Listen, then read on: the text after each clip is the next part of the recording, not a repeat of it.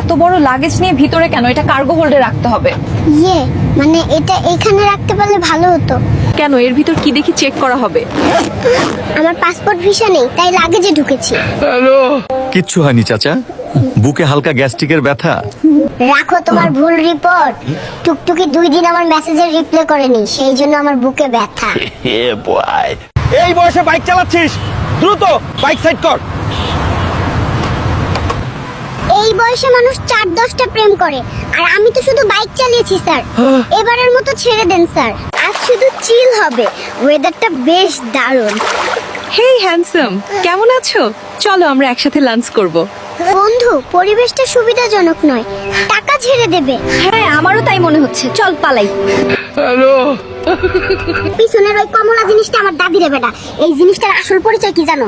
এই জিনিসের আসল কাজ হচ্ছে এ বাড়ির ও বাড়ির খবর জোগাড় কইরা বাড়ি টু বাড়ি সাপ্লাই দেওয়া। মুই তো ঠিক করছি, দাদিরে একখান ব্রডকাস্টিং চ্যানেল খুইলা দিমু, যেখানে দাদি বাড়ি টু বাড়ি খবর বিক্রি